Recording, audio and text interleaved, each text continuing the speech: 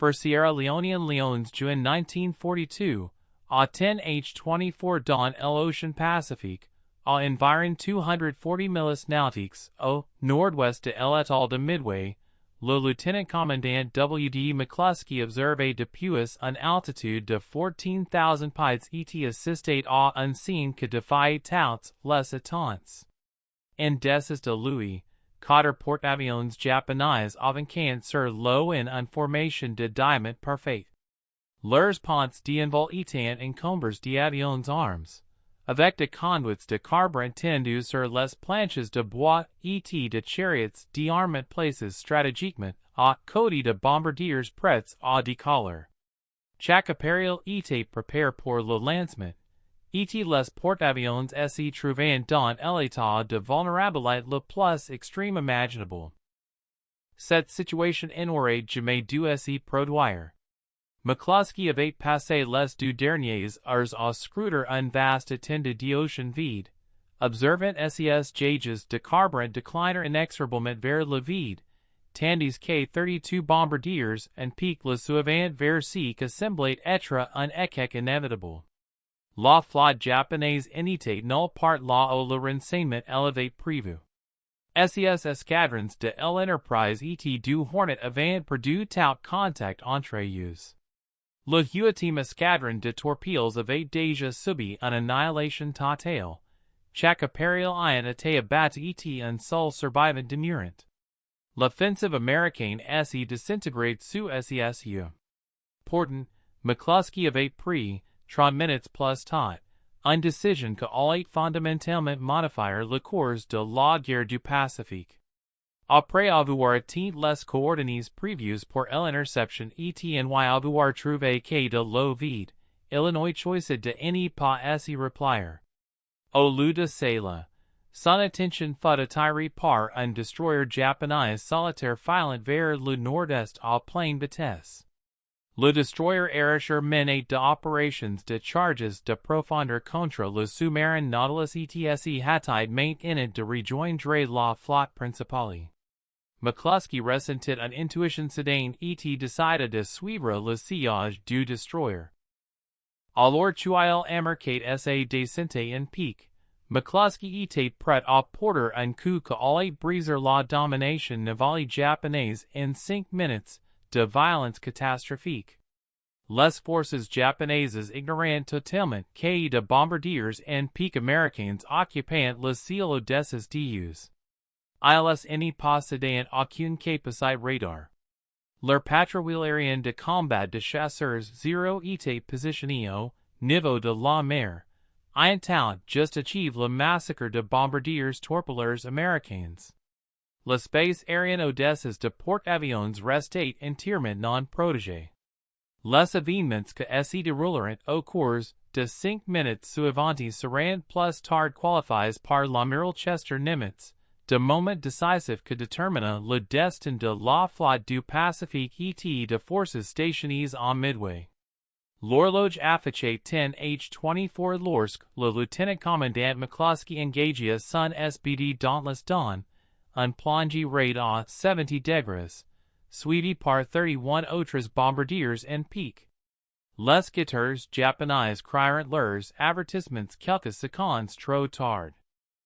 Pour comprendre pourquoi ces 5 minutes revêtaient une importance si profonde, il faut saisir ce que le Japon croyait de ses propres capacités etc. qu'il avait accompli dans les 6 mois suivants Pearl Harbor. L'Empire japonais, dans les premiers mois de 1942, est considéré comme invincible. Les preuves numériques semblant valider cette perception. Depuis le 7 décembre 1941, les forces militaires japonaises avaient pris le contrôle d'un territoire dépassant la taille de l'Europe. Elles avaient capturé Hong Kong en seulement 18 jours, Manille en 26 jours et Singapour en 70 jours. Elles avaient chassé les Britanniques de la Malaisie, les Hollandais d'Indonésie et les Américains de Philippines. Le Kido Butai, force de frappe de porte-avions japonais, avait conservé un bilan parfait. Il avait détruit 5 cuirasses à Pearl Harbor, mine de raid sur Darwin en Australie et force la flotte britannique de l'Est à quitter l'Ocean Indien, coulant le porte-avions Hermes ainsi que deux croiseurs. Partout où les porte-avions japonais s'y rendaient, ils laissaient derrière eux la dévastation. Leurs pilotes représentant les aviateurs les plus expériments du monde, de veterans endurcis par les combats en Chine depuis 1937.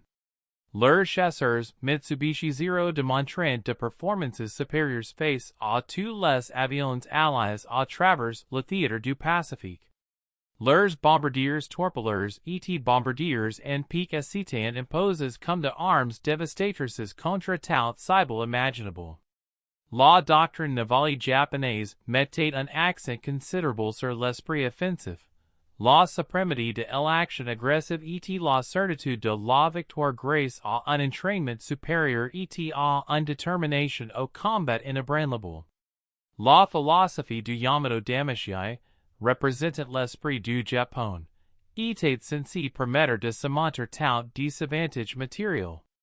Les officiers japonais étant fermement convaincus que leurs forces surpassaient les Américaines dans tous les domaines, mieux entraînés, plus expérimentés, plus engagés et prêts à sacrifier leur vie pour l'empereur. L'amiral Isoroku Yamamoto, commandant de la flotte compagnie, avait conquis l'opération Midway pour éclaircir que Pearl Harbor avait inité. Le plan stratégique possédait une élégance dans son ambition.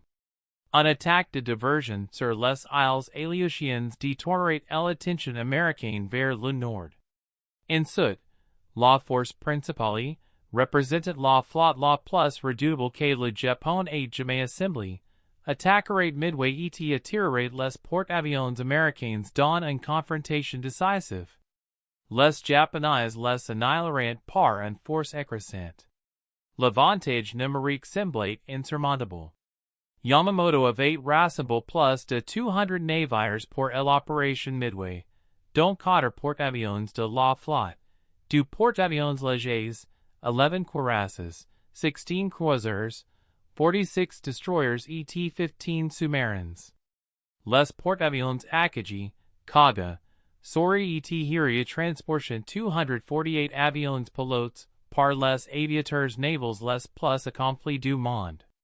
Le cuirasse Yamato, servant de navire amiral de la flotte compagnie, déployait 72,000 tons et était équipé de 9 canons de 18 pouces, représentant les plus grandes pieces d'artillerie navale jamais construites. Face à cette armada redoutable, les Américains n'y pouvaient rassembler que 3 porte-avions, 8 croiseurs et 15 destroyers. Le porte-avions Yorktown avait subi de dommages lourds de la bataille de la mer de Couril et nécessitait théoriquement 3 mois de réparations. Les mécaniciens du chantier naval de Pearl Harbor avaient effectué de réparations d'urgence en seulement 3 jours, rendant le navire opérationnel pour un ultime engagement. La force américaine s'y trouvait en infériorité numérique dans toutes les catégories. À une seule exception près, elle possédait une connaissance préalable de l'approche japonaise. Le commandant Joseph Rockefeller et son équipe de déchiffreurs stations à Hypo à Pearl Harbor avaient réussi à percer le code naval japonais. Ils avaient identifié Midway comme cible, le fort juin comme date, ainsi que la composition et le vecteur d'approche de la force japonaise. L'amiral Nimitz avait position stratégiquement SES porte-avions au nord-est de Midway, caches et attendant l'arrivée de l'ennemi. Cependant, la connaissance préalable de intentions ennemies n'y garantissait en rien la victoire. Les attaques américaines durant la matinée du 4 juin s'étaient révélées catastrophiques. Les chasseurs, marins lances depuis Midway avaient été décimés par les zéros. Les bombardiers, B-17 de l'armée, attaquant depuis haute altitude, en avaient enregistré aucun succès. Les bombardiers en pique de marines, menaient leurs assauts, subrent de pertes dévastatrices, 5 étant immédiatement abattus en flammes. Les bombardiers-torpilleurs de trois porte-avions américains attaqueront en vagues séparées et non coordonnées, sans protection aérienne. Le huitième escadron de torpilles du Hornet vit SES-15 appareils de trucs, sol Ellen Saint-Georges Gay Cervicat, flottant dans les eaux du Pacifique tout en observant la belle faire rage autour de lui. Sur 41 bombardiers-torpilleurs américains ayant engagé les porte-avions japonais, seuls 6 revinrent à leurs navires. Aucune torpille n'y toucha accessible. Les attaques semblaient suicidaires étaient totalement inefficaces. Les chasseurs japonais zéro descendaient depuis les hauteurs. Leurs canons de 20 mm déchiquetant les lents étaient obsolètes TBD dévastateurs. Le feu antiaérien saturated le ciel de détonations noires explosives. Les torpilles américaines, affectés par de fautes techniques, passant sous leurs cibles ou n'y détonaient pas à l'impact. Sur la passerelle du porte-avions Akagi, le commandant Mitsuo Fuchida observait les attaques américaines avec un mélange de mépris et de respect réticent. Fuchida avait orchestré l'assaut de Pearl Harbor et commande le groupe aérien qui avait anéanti la ligne de cuirasses. Il possédait une connaissance de l'aviation de combat équivalente à celle de n'importe quel individu vivant. Le courage affiché par les équipages de bombardiers-torpilleurs américains méritait son admiration, et portant leurs attaques en avant rien accompli de concret. Aucun porte-avions n'avait subi de dommages. Les Américains semblaient gaspiller leurs avions et leurs équipages sans but. Ce que Fuchida n'y comprenait pas, c'était que ces attaques de torpilles apparemment futile avaient réalisé quelque chose d'une importance cruciale. Elles avaient attiré la patrouille aérienne de combat japonaise au niveau de la mer. Des dizaines de chasseurs zéro se précipiteront à basse altitude, éliminant les derniers bombardiers-torpilleurs américains. Chaque chasseur japonais opérate à basse altitude. Leurs pilotes concentrent sur la menace immédiate devant eux. Personne n'y surveillait le ciel au-dessus. À 10h20 à bord de l'Akagi, l'amiral Chuchi Nagumo donna l'ordre de lancer la contre-attaque contre les porte-avions américains. Les avions de reconnaissance japonais avaient enfin localisé la flotte américaine. Nagumo avait l'intention de les détruire complètement. Sur le pont d'envol de l'Akagi, 36 appareils occupant les positions de lancement, moteurs en chauffe, bombardiers en pique et bombardiers-torpilleurs, 2 armes et carburants, prêts à ravager les porte-avions américains. Sur le Kaga, 30 appareils attendant le décollage. Sur le Soryu, 21 autres se tenaient prêts. La force de contre-attaque japonaise totalisait 87 appareils, suffisants pour coller chaque porte-avions américain. L'amiral Nagumo se sentait confiant dans la situation. Ses porte-avions avaient repoussé avec succès de attaques massives. Ses pilotes avaient abattu de dizaines d'appareils américains. Le moment était venu de riposter de manière décisive. Les imposants porte-avions commenceront à se tourner face au vent. En 5 minutes, tous les avions seraient en l'air et la destruction de la force américaine de porte-avions commencerait. Puis les bombardiers en pique apparurent au-dessus de leurs têtes. La transmission radio du lieutenant-commandant McClusky était simple et direct. Attaque! Il amorça se plongé à 10h24. Suivi par 31 autres bombardiers en pique dauntless. Ils dévolant depuis 14,000 pieds à 260 miles per hour, hurlant vers le bas à de angles de 70 degrés. Les Japonais n'avaient aucune chance de réagir efficacement. Les batteries antiaériennes, que avaient décimé les bombardiers-torpilleurs volant à basse altitude, n'y pouvaient pas lever leurs canons assez rapidement pour suivre les bombardiers en pique. Les chasseurs 0 étaient à de kilomètres et à de milliers de pieds trop bas pour intercepter. Les porte-avions japonais venaient de terminer leur virage face au vent pour les opérations de lancement, et ne pouvaient plus manœuvrer pour esquiver. Ils se présentaient comme de cibles parfaits.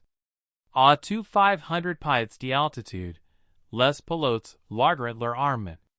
Les bombes perforantes de 500 livres, équipes de fusils retardés conçus pour pénétrer le pont d'un navire avant de détonner, entameraient leur descente finale. Les bombes tomberaient pendant 4 secondes avant d'atteindre leurs cibles. Ces 4 secondes détermineraient l'issue de la guerre. La première bombe frappa le Kaga à 10h25, touchant juste derrière la superstructure de l'L. L'explosion que s'ensuivit inflamma le carburant aviation et fit détoner les bombes armes disposées sur le pont d'envol. Un deuxième bombe frappa près de l'ascenseur avant, tandis qu'un troisième toucha le côté bâbord. Un quatrième bombe s'écrasa sur la passerelle, tout instantanément le capitaine Jaku Okada ainsi que la plupart des officiers supérieurs présents. In seulement 60 secondes, le Kaga se transforma complètement, passant d'un navire de guerre redoutable à un bunker flottant. Simultanément, 3 avions de la section du lieutenant Richard Best amorcèrent leur plongée sur Akagi. La formation avait subi une certaine confusion, car presque tous les bombardiers en pique avaient concentré leur attaque sur le Kaga. Best réussit à sortir ses deux alliés de leur plongée et les redirigea vers le second porte-avions. Sa bombe frappa Akagi avec précision, directement au milieu du navire, traversant le pont d'envol et détonant dans le hangar en dessus. L'onde de choc resultant provoqua la détonation de torpilles et bombes stocks à cet endroit. Des explosions secondaires décrièrent l'intérieur du navire avec un effet dévastateur. Le commandant Fuchida, posé sur la passerelle de l'Akagi, entendit le cri perçant de bombardiers en pique quelques secondes avant le moment de l'impact. Il leva les yeux pour observer 3 appareils noirs plonger vers son navire. Un silence terrible était étrange s'abattit sur le bâtiment pendant un instant fugace. Puis la première bombe entra en contact. L'explosion le projeta violemment hors de ses pieds tandis que fumée et flammes jaillissaient du hangar avec violence. Il observa, horrifié, Kaga et Soryu s'embrassèrent simultanément. 3 porte-avions en feu à la fois criant un signe que, selon ses propres mots, Illinois était horrible de contempler. Le troisième porte-avions, le Soryu, fut attaqué par de bombardiers en pique lances depuis le Yorktown. Le lieutenant-commandant Max Leslie commandait 17 appareils dans ce que allait se révéler être une attaque parfaitement exécutée. 3 bombes frappèrent le Soryu à intervalles rapides. La première près de l'ascenseur avant, la deuxième au milieu du navire et la troisième vers la poupe. Le carburant aviation s'enflamma immédiatement tandis que bombes et torpilles explosaient à travers le navire. En quelques minutes, le Soryu avait été réduit à un épave en flammes et son équipage abandonna le bâtiment. L'ensemble de l'attaque ne dura que 5 minutes. Lorsqu'elle s'est prit fin, 3 porte-avions de la flotte japonaise avaient été mortellement touchés. Au-delà de tout espoir de salut. L'Akagi, servant de navire amiral de la force de frappe de porte-avions, brûla complètement hors de contrôle. Le Kaga, navire vétéran de Pearl Harbor et de toutes les opérations japonaises majeures, était consumé par de explosions continues. Le Soryu, le plus petit de porte-avions, s'y trouvait entièrement enveloppé de flammes. Plus de 240 avions avaient été anéantis, soit incendiaires sur les ponts d'envol, soit prisonniers et impuissants dans les hangars en dessus. Plus de 700 pilotes et membres d'équipage hautement en trains étaient déjà morts ou périrent dans les incendies que suivirent. La réalité statistique de ce que vient d'être détruit est stupéfiante dans ses implications. CS3 porte-avions représentant les deux tiers de l'ensemble de la force porte-avions japonaise. Ils avant participe à toutes les grandes opérations navales japonaises depuis Pearl Harbor. Akagi déploie 36,000 tons et pouvait transporter 91 avions. Kaga déploie 38,000 tons et transportait 90 avions. Soryu déploie 18,000 tons et embarquait 71 avions. Ensemble, ces navires constituant le cœur de la puissance aérienne navale japonaise dans tout le Pacifique. Les pilotes et membres d'équipage produisent, au cours de ces 5 minutes catastrophiques ne pourraient jamais être remplacés. Le Japon avait investi de années à former ces individus jusqu'à leur niveau maximal de compétence. Ils possédaient une expérience de combat remontant à la guerre de Chine commencée en 1937. Les pilotes de bombardiers-torpilleurs démontrant la capacité de placer leurs armes à quelques mètres seulement de leurs cibles prévues. Les pilotes de bombardiers en pique pouvaient frapper de navires en mouvement avec précision depuis de altitudes de 12,000 pieds. Les pilotes de chasse avaient détruit de appareils alliés en Chine, à Pearl Harbor, aux Philippines, dans les Indes orientales néerlandaises et au-delà. Cette destruction représentait bien plus que de simples équipements incendies. C'était le savoir institutionnel, la compétence accumulée et l'expérience irréplacable que disparaissent littéralement en flammes devant leurs yeux. Ce que rendait le désastre encore plus catastrophique était la précision du moment où il s'y produisait. Si l'attaque américaine avait eu lieu 10 minutes plus tard, de nombreux avions japonais auraient encore été positions dans les hangars où ils bénéficiant d'une certaine protection. Si l'attaque avait eu lieu 10 minutes plus tard, la plupart des avions auraient déjà été lancés et les ponts de porte-avions auraient été relativement dégagés de cibles vulnérables. Cependant, les bombardiers en pique américains arriveront au pire moment imaginable. Chaque porte-avions avait son pont entièrement rempli d'avions armes et carburants. Les ponts d'envol étaient devenus, en essence, de magasins flottants de bombes attendant leur détonation. L'amiral Nagumo, visiblement secoué par les explosions, tenta de maintenir le commandement depuis la passerelle de l'Akagi, mais les incendies continuaient de se propager de manière incontrôlable. La fumée envahissait rapidement le compartiment de la passerelle. À 10h46, il prit la décision d'abandonner le navire, descendant à la d'une corde pour échapper aux flammes avances. Ses officiers suivrent son exemple. Ils réussirent à se transférer sur le croiseur léger Nagara. Et depuis cette position, Nagumo ne pouvait plus observer impuissant sa force de frapper brûle. Sur l'Akagi, les équipes de lutte contre les incendies se battaient avec une détermination désespérée. Le capitaine Taijiro Aoki resta poste sur la passerelle, tentant de reprendre le contrôle du navire, mais les incendies étaient impossibles à contenir. Les explosions secouaient continuellement le porte-avions alors que le carburant aviation et les munitions détonaient en réactions en chaîne. Le hangar se transforma en un enfer furieux. Les hommes piégés dans les compartiments inférieurs périssaient dans les flammes ou choisissaient de sauter à la mer. L'officier de l'RSI retourna pour regarder Fuchida et déclara qu'ils ne pourraient plus rester sur la passerelle très longtemps. Fuchida, déjà souffrant de blessures liées à une appendicectomie pratiquée avant la bataille, ne pouvait que regarder avec anguiche le porte-avions qu'avait lancé l'attaque contre Pearl Harbor atteindre sa fin. Au total, 267 hommes périrent à bord de l'Akagi. Le destin du Kaga suivait une trajectoire tragique similaire. Les multiples impacts de bombes avant génier de incendies que faisaient rage de manière incontrôlable à travers tout le navire. Les systèmes de lutte contre les incendies du porte-avions avaient été conçus pour guerre de frappes isolées, pas d'explosions simultanées dans plusieurs sections.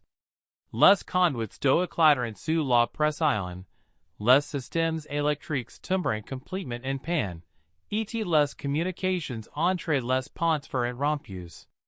Les hommes luttant contre les flammes sans pression d'eau, sans électricité et sans coordination entre les différentes sections du navire. La G du bâtiment augmentait régulièrement alors que l'eau envahissait les compartiments inférieurs. Dans l'après-midi, l'ordre fut enfin donné d'abandonner le navire. 80 hommes périrent à bord du Kaga.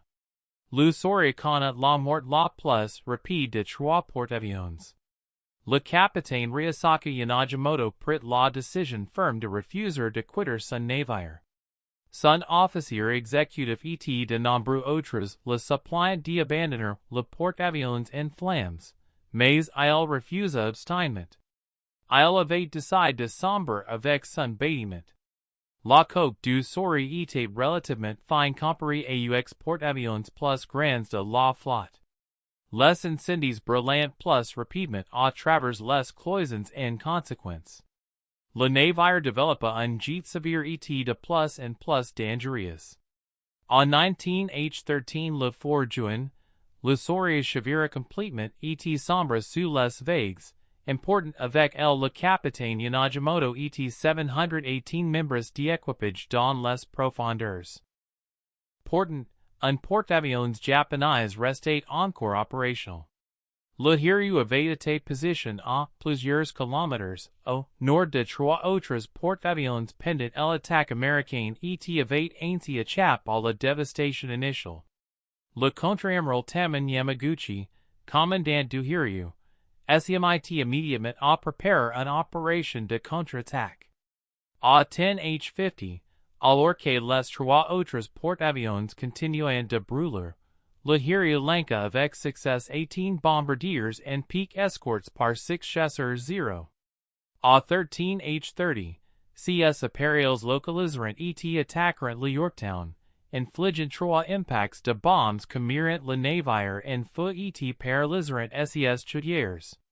Le Soryu lança un deuxième vague d'attaque à 14h30, composé de 18 bombardiers-torpilleurs escorts par 6 chasseurs 0.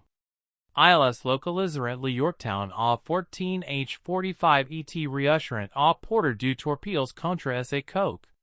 Les dégâts infligés s'avérèrent catastrophiques pour le porte-avions américain. Le Yorktown prit un jet sévère communiqué sa stabilité. À 15h00, le capitaine Elliot Buckmaster donna l'ordre d'abandonner le navire. Le porte-avions, repère en seulement 72 heures, qu'avait fourni de bombardiers en pique à l'attaque qu'avait détruit 3 porte-avions japonais, qui étaient désormais morts à l'eau et impuissants. Mais la revanche américaine suivit avec une efficacité rapide et terrible. Des avions de reconnaissance envoyés depuis le Yorktown localisèrent avec succès la position du Soryu. À 17h00, les bombardiers en pique de l'Enterprise lancèrent leur attaque. 24 bombardiers dont les plongèrent sur le dernier porte-avions japonais restant. 4 bombes atteignirent leur cible sur le Soryu, du frappet près de l'ascenseur avant et du au milieu du navire. Les bombes déclenchèrent d'incendies que s'y propagèrent rapidement à travers le bâtiment.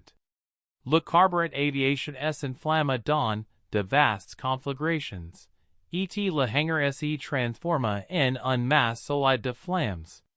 À 18h30, le Soryu brûlait complètement hors de contrôle. Son pont d'envol réduit à un amas tordu de métal en feu. L'amiral Yamaguchi refusa de quitter son navire amiral. Lui et le capitaine Tomio Kaku resteront à bord du porte-avions en flammes, choisissant la mort plutôt que si ils percevaient comme la honte de survivre après la défaite. A 2h30 le 5 juin, le Hiria fut delibrement aboard par de torpilles tires depuis de destroyers japonais. Yamaguchi et Kaku s'embarrant avec leur navire, accompagnes de 392 officiers et marins. L'ampleur et la magnitude de la défaite japonaise s'avèrent presque incomprehensibles dans leur totalité. En l'espace d'une seule journée de bataille, le Japon avait perdu 4 porte-avions de la flotte. Les 4 étaient de vétérans de l'attaque de Pearl Harbor, Akagi, Kaga, Soryu et Hiryu avant désormais disparu à jamais. Avec CS navires parent 248 avions et environ 3,000 hommes, comprenant un nombre important de pilotes et membres d'équipage les plus expériments et compétents de la marine impériale. La force de frappe que avait maintenu sa domination dans tout le Pacifique pendant 6 mois avait été complètement anéantie. L'impact psychologique fut absolument dévastateur.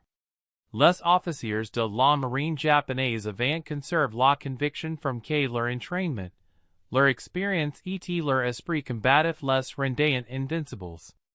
Ils avaient réussi à conquérir la moitié du Pacifique en seulement 6 mois. Ils n'avaient jamais connu la défaite dans un engagement majeur de flotte. Et maintenant, au cours d'une seule matinée, le quart de leur force porte-avions avait été détruit par une flotte américaine numériquement inférieure. Le commandant Fuchida, s'y remettant de ses chevilles fractures à bord du destroyer que elle avait secouru de l'Akagi, comprit immédiatement ce que s'était passé. Le Japon avait perdu la guerre, pas seulement la bataille, mais la guerre entière.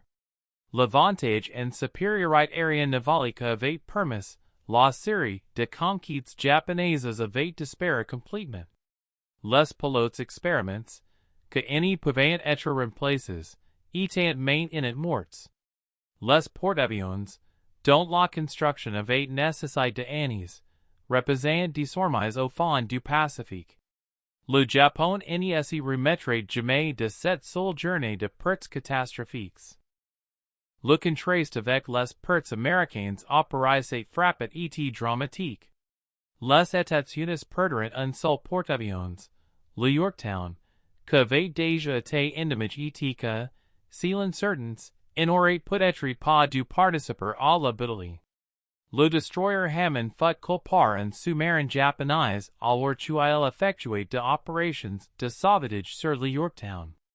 Le total de avions américains perdus s'élevait à 147 appareils. Le total de pertes humaines atteignait 307 hommes. Le rapport de changes s'avère catastrophique pour le Japon. 4 porte-avions pour 248 avions pour 147 et environ 3,000 hommes pour 307. La véritable différence résidait dans la capacité industrielle. Les États-Unis possédaient la possibilité de remplacer leurs pertes, tandis que le Japon n'y le pouvait pas. Le Yorktown était l'un de ces porte-avions américains actuellement en service. D'autres porte-avions, LSX et l'Independence, seraient mis en service avant la fin de 1942. À la fin de 1943, les États-Unis auraient mis en service 13 porte-avions de la flotte et 9 porte-avions légers.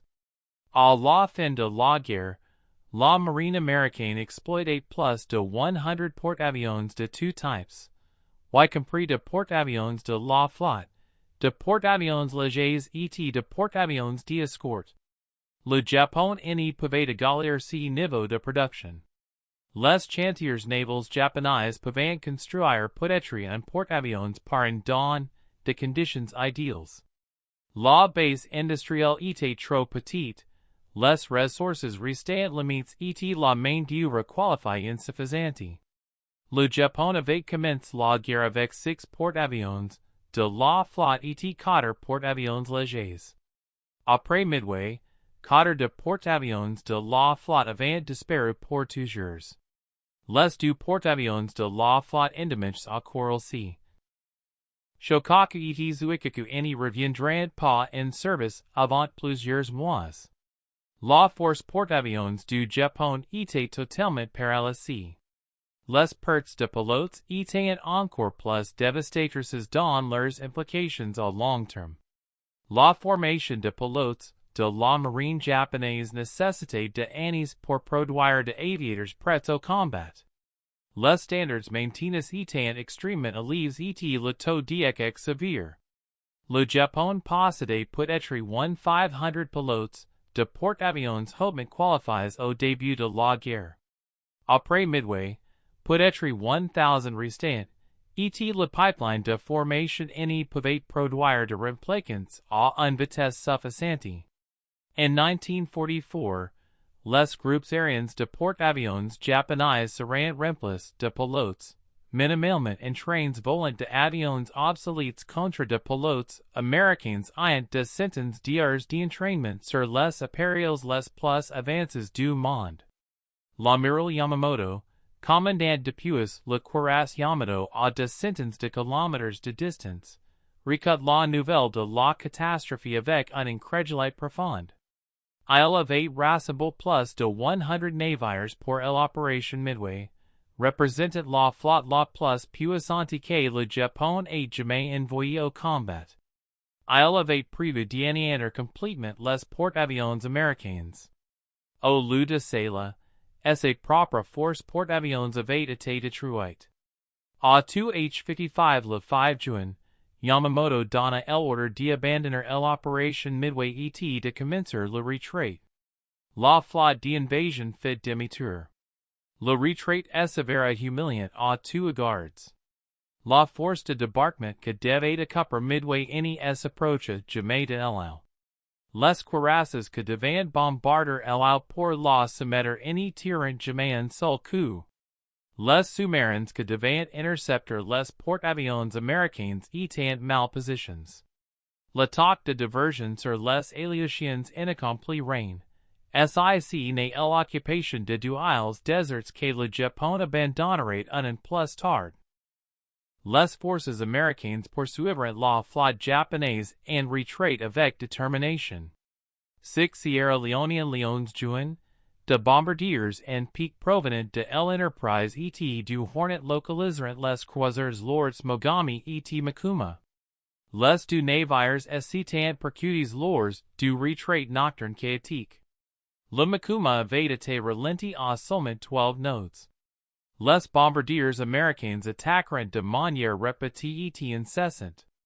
Le Makuma fut touché par 5 bombes et sombre cet après-midi là. Le Mogami subit de lourdes dégâts mais réussit à survivre. Le croiseur passerait une année entière en réparations. La bataille de Midway était terminée. Les conséquences stratégiques furent à la fois immédiates et permanentes. Le Japon avait perdu entièrement l'initiative stratégique. Les conquêtes étaient terminées. À partir du 4 juin 1942, le Japon resterait sur la défensive. Les Américains décideront au quand attaquer. Les Japonais réagiront, toujours avec des forces insuffisantes, toujours en peinant à concentrer leur puissance aérienne restante sur porte-avions. 2 mois après Midway, les forces américaines débarqueront sur Guadalcanal.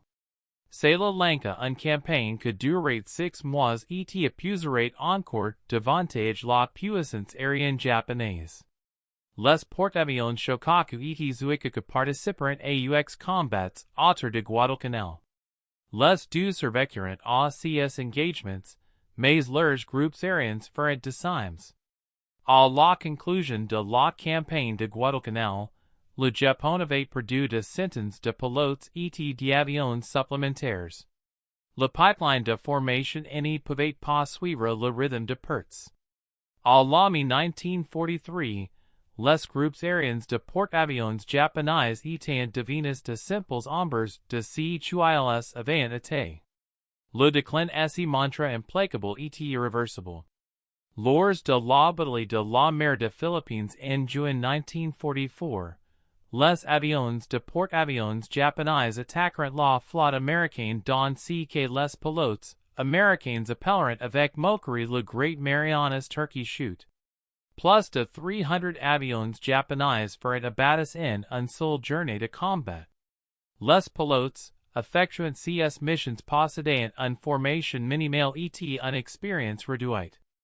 Ils volant directement dans le faucon centre de l'artillerie antiaérienne et intercepts par des chasseurs américains dirigés par radar. Le massacre fut complet et absolu. En octobre 1944, lorsque la force porte-avions japonaise fit sa dernière apparition lors de la bataille du golfe de Leyte, les porte-avions n'étaient plus que de coquilles vides. Ils transportent peu d'avions et pratiquement aucun pilote expérimenté n'était disponible pour les piloter. Les porte-avions furent utilisés comme appâts, naviguant vers le nord pour attirer l'attention américaine tandis que les cuirasses japonaises tentaient d'attaquer les plages d'invasion. La stratégie de diversion fonctionna initialement. L'amiral William Halsey mordit à El Rincon et poursuivit les porte-avions japonais vers le nord, mais les porte-avions d'escorte et les destroyers américains réussirent à arrêter les cuirasses japonaises. Les porte-avions utilisés comme appâts furent cales par de frappes aériennes américaines. Cela n'avait aucune importance. Ils n'avaient de tout fait qu'aucun avion à lancer. Le chemin de Midway à la défaite japonaise était clair et inévitable. Sans supériorité aérienne de porte-avions, le Japon ne pouvait pas défendre ses territoires conquis. Sans ces territoires, le Japon ne pouvait pas accéder aux ressources, notamment au pétrole, que alimentaient ses machines de guerre. Sans ressources, la production industrielle déclina régulièrement. Sans production industrielle, l'armée ne pouvait pas remplacer ses pertes. La spirale était irréversible. La décision du lieutenant-commandant McClusky de poursuivre la recherche alors que son carburant était dangereusement biaisé, de suivre la trace du destroyer érigé et d'attaquer précisément au moment où les porte-avions japonais étaient les plus vulnérables avaient mis en mouvement cette spirale. L'amiral Nimitz déclara plus tard que le jugement de McClusky avait décidé le sort de la force porte-avions et de forces à Midway. Sans cette décision cruciale, sans ces 5 minutes de dévastation à 10h24 le 4 juin, la guerre du Pacifique aurait pu durer de années de plus. Les officiers japonais que survécurent à Midway comprirent clairement ce qu'avait été perdu. Le capitaine Fuchida écrivit plus tard que la bataille avait condamné le Japon à une défaite inévitable. Le vice-amiral Chuchi Nagumo, que commandait la force porte-avions, fut plus tard relève de son commandement et envoyé dans un poste secondaire. Il s'est suicidé en juillet 1944 pendant la bataille de Saipan plutôt que de faire face à la perspective d'être capturé. Le contre-amiral Taman Yamaguchi, que sombre avec le Hiryu, était considéré comme l'un des officiers les plus brillants de la marine impériale. Sa mort priva le Japon d'un leader qui aurait pu sauver quelque chose de catastrophes que suivront. Pour les pilotes américains qui participèrent à la bataille, la victoire avait un goût d'humeur. L'escadron de torpilles avait été complètement annihilé, avec seulement Ellen St. George Gay survivant parmi 15 équipages. L'escadron de torpilles 6 de l'Enterprise perdit 10 de 14 appareils. L'escadron de torpilles 3 de Yorktown perdit 10 de 12 avions. Les escadrons de bombardiers en piquent subirent également de pertes. Sur les 115 avions américains que attaqueront les porte-avions japonais le 4 juin, 54 furent perdus au combat. Le coût de la victoire avait été très élevé. Mais les pilotes survivants comprenaient qu'ils avaient accompli quelque chose de vraiment extraordinaire. Le lieutenant-commandant McClusky, blessé à l'épaule par des chasseurs japonais lors de son retour, réussit à rejoindre l'entreprise avec moins de 5 gallons de carburant restant dans ses réservoirs. Certains pilotes, feront complètement à court de carburant et durant une mer dans l'océan. Dix pilotes du groupe de McClusky ne feront jamais retrouver en y récupérer. Mais les survivants savant exactement ce qu'ils avaient accompli. Ils avaient détruit la force porte-avions japonaise. Ils avaient inverse le cours de la guerre du Pacifique.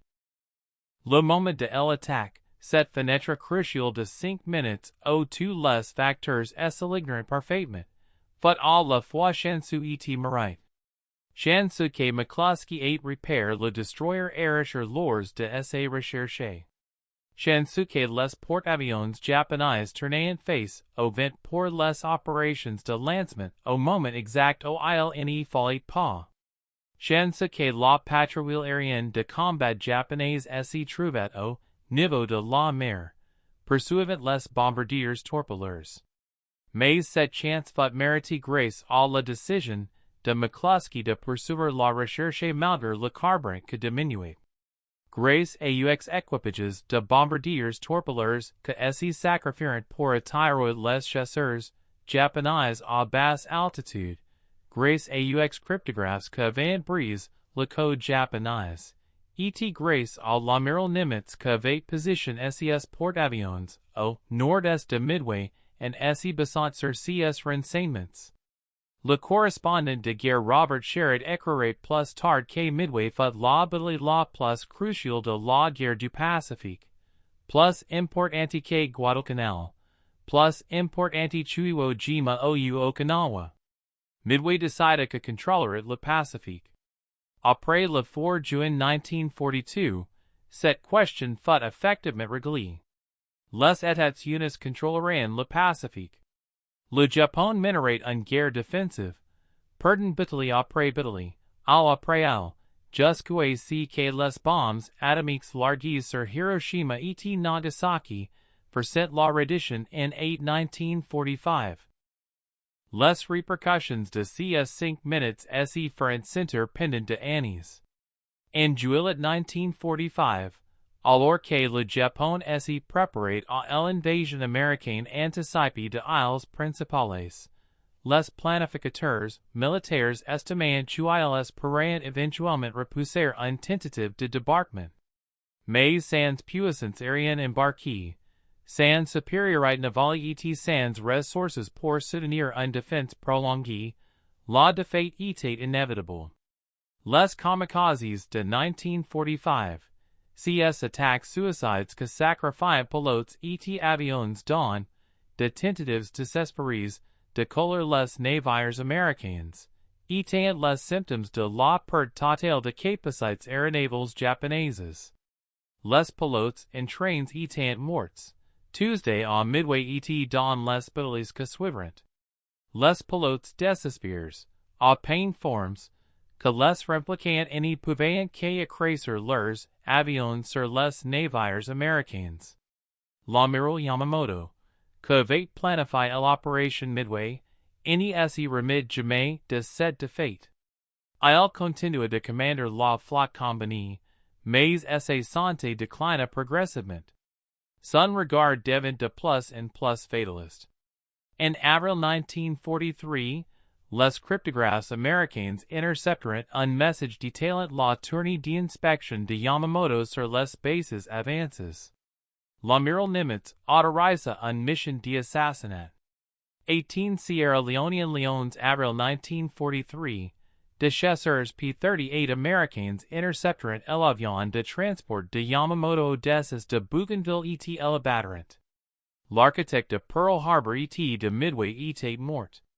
Sa mort fut une conséquence directe du décryptage américain, le même avantage qu'avait permis la victoire à Midway. Les 5 minutes que commenceront à 10h24 le 4 juin 1942 démontreront une vérité fondamentale de la guerre moderne. La capacité industrielle compte plus que l'esprit de combat. Le renseignement compte plus que la planification opérationnelle. Le camp capable de remplacer ses pertes plus rapidement remporter finalement la victoire. Le camp capable de lire les plans de l'ennemi l'emportera. Le camp capable de coordonner plusieurs forces, même lorsque tout tourne mal, prévaudra. Le Japon entra dans la Seconde Guerre mondiale en croyant que l'entraînement supérieur, l'esprit de combat supérieur et l'excellence opérationnelle surpasserait les avantages industriels américains. Midway prouva que cette croyance était fondamentalement fausse. Les pilotes américains, beaucoup fraîchement formés et volants de bombardiers-torpilleurs obsolètes TBD, mourant inadequat les porte-avions japonais. Leur sacrifice innovate rien accompli directement, mais ils avant attire la patrouille aérienne de combat japonaise vers le niveau de la mer. Ils avant créé les conditions pour que les bombardiers en pique réussissent. Le système fonctionnait même lorsque certains éléments individuels acquiescent. Le système japonais, malgré toute son excellence en matière de formation et d'esprit de combat, n'y pouvait pas s'adapter aux circonstances inattendues. Lorsque les porte-avions furent touchés, lorsque les incendies éclateront et lorsque l'amiral dut abandonner son navire amiral, toute la structure de commandement s'effondra. Il n'y avait aucune redondance intégrée. Il n'y avait aucune profondeur sur laquelle s'y replier. Les porte-avions furent perdus non seulement à cause de bombes américaines, mais à cause de vulnérabilités de leur conception. Les conduits de carburant aéronautique traversant les ponts de hangars à découvert. Les bombes et les torpilles étant stock sans protection adéquate. Les systèmes de contrôle de dégâts étant insuffisants pour la tâche. Les porte-avions pouvaient mener d'attaques dévastatrices, mais n'y pouvaient pas encaisser de punition. Le contraste s'étendait également à la planification stratégique. Le plan de Midway de l'amiral Yamamoto était complexe, impliquait plusieurs forces adéquates en séquence avec de diversions et de feintes conquêtes pour désorienter les Américains. Mais la complexité crée de vulnérabilités. Lorsque les Américains connaissaient les plans japonais grâce au décryptage, la complexité jouait contre le Japon. Les forces étant divisées inutilement. Les cuirasses étant positions trop loin pour soutenir les porte-avions. La force d'invasion n'y pouvait pas soutenir les porte-avions. La diversion de aléations éloignées de forces qu'aurait pu faire la différence à Midway. La planification américaine était plus simple dans sa conception. L'amiral Nimitz positionna ses porte-avions au nord-est de Midway et attendit que les Japonais adéquats. Puis il frappa avec tout ce qui était disponible. Les attaques étant initialement mal coordonnées. Les escadrilles arrivaient séparément plutôt qu'ensemble, mais suffisamment d'attaques réussirent à détruire les porte-avions japonais. Une planification simple exécutée imparfaitement s'avère plus efficace qu'une planification complexe nécessitant que tout fonctionne parfaitement. Les leçons de Midway allant façonner la guerre navale pour le reste du siècle. Les porte-avions deviendront les navires capitaux dominants. Les cuirasses, malgré leur blindage et leur puissance de feu, étant rendus obsolètes. Le porte-avions capable de lancer de frappes aériennes à des centaines de kilomètres contrôlerait les mers. La nation capable de construire de porte-avions plus rapidement qu'elles n'y pouvaient être qu'elles gagnerait les guerres navales. Les États-Unis construisirent 115 porte-avions pendant la Seconde Guerre mondiale. Le Japon en construisit 25. Ce rapport décida de la guerre du Pacifique. Les pilotes de bombardiers en pique attaqueront les porte-avions japonais le 4 juin 1942 et n'y pouvaient pas savoir qu'elles participaient à un moment charnière de l'histoire. Ils étant concentrés sur leurs cibles, sur la surface aux tirs antiaériens et sur le retour à leurs porte-avions. Le lieutenant-commandant McClusky, bless et volant un avion crible de balles, est inquiété de savoir si elle avait assez de carburant pour atteindre l'enterprise. Le lieutenant Richard Best, que avait interrompu ses plongées sur Kaga pour attaquer Akagi à la place, est préoccupé de chasseurs japonais le poursuivant. Le lieutenant-commandant Max Leslie, que commandait les bombardiers en pique de Yorktown contre Soryu, est inquiété de avions qu'il avait perdus. Mais les historiens reconnaîtront plus tard que ces hommes, en 5 minutes de combat, avaient accompli ce que de armes combattant pendant de années en avant pu réaliser. Ils avaient brisé l'épine dorsale de la puissance navale japonaise. Ils avaient renversé l'élan de la guerre du Pacifique. Ils avaient créé les conditions de la victoire alliée. L'amiral Nimitz écrirait plus tard que la guerre aurait pu durer 3 années supplémentaires sans la victoire de Midway. 3 années de combats, 3 années de pertes et 3 années de souffrances supplémentaires. Les pilotes japonais morts dans les flammes à bord d'Akagi, Kaga, Soryu et hiri étant aussi compétents et de vous que n'importe quel aviateur de l'histoire. Ils étaient entraînés pendant de années et possédant une expérience de combat que peu pouvaient égaler. Ils avaient mené d'attaques impeccables sur Pearl Harbor, Darwin et Ceylon. Mais le 4 juin 1942, ils furent surpris sur les ponts de leurs porte-avions, incapables de lancer leurs appareils, incapables de se défendre et incapables de survivre. Leur habileté et leur dévouement n'y purent les sauver de bombes américaines frappant leurs porte-avions au moment le plus défavorable. Le commandant Fuchida, que servit à Midway malgré ses chevilles brisées, passerait le reste de la guerre au service de l'état-major. Il écrivit le récit définitif de la bataille du point de vue japonais, publié en 1955 sous le titre Midway, la bataille que condamne le Japon. Dans son livre, Fuchida reconnaît que les Américains avaient pris les Japonais par surprise totale, que les porte-avions japonais avaient été surpris au moment où ils étaient les plus vulnérables, et que la bataille avait décidé du destin du Japon. Il attribua le mérite au renseignement américain pour avoir percé le code japonais, et aux pilotes américains pour avoir mené leurs attaques malgré de pertes dévastatrices, et au commandement américain pour avoir positionné correctement les forces. Les 5 minutes que détruisirent la chance du Japon de gagner la guerre commenceront à 10h24 et se termineront à 10h29. Pendant ces 5 minutes, 3 porte-avions furent gravement endommagés. Dans les heures que suivirent, les 3 sombreront sous les vagues. À la fin de la journée, les 4 porte-avions japonais qui avaient attaqué Pearl Harbor avaient disparu. La force de frappe qui avait dominé le Pacifique pendant 6 mois avait été anéantie. Le lieutenant-commandant McClusky retourna à bord de l'Enterprise avec son avion crible de 52 impacts de balles, une blessure à l'épaule et presque plus de carburant. Il avait pris la décision tactique la plus importante de la guerre du Pacifique. Son choix de poursuivre la recherche, de suivre la trace du destroyer et d'attaquer lorsque l'opportunité se présenta avait changé le cours de l'histoire. Il recut la Navy Cross pour ses actions. Mais il n'y jamais considéré comme un héros. Il disait simplement qu'il faisait son travail. Cet modes I caractérisait la réponse américaine à Midway. Les pilotes survivants n'y se vantaient pas de leur réussite.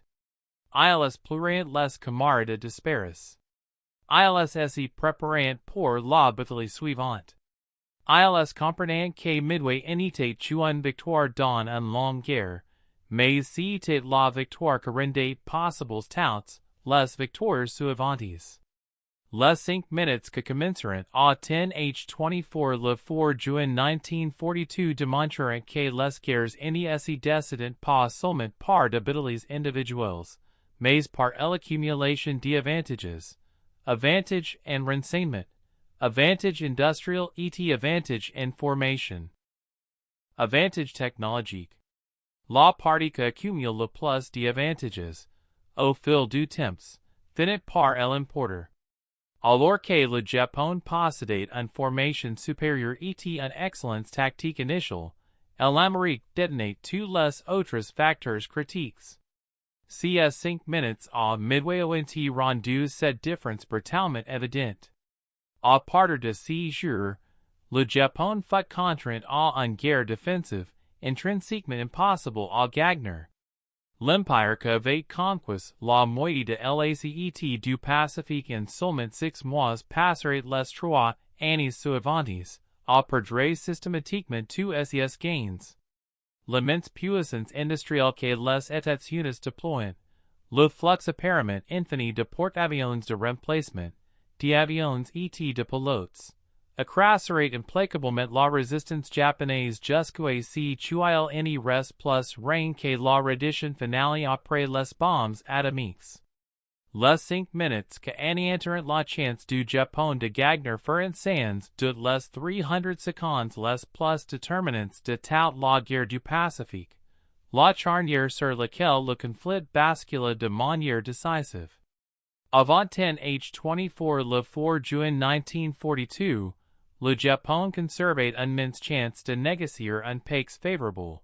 Après 10h29, cette chance fut entièrement éteinte.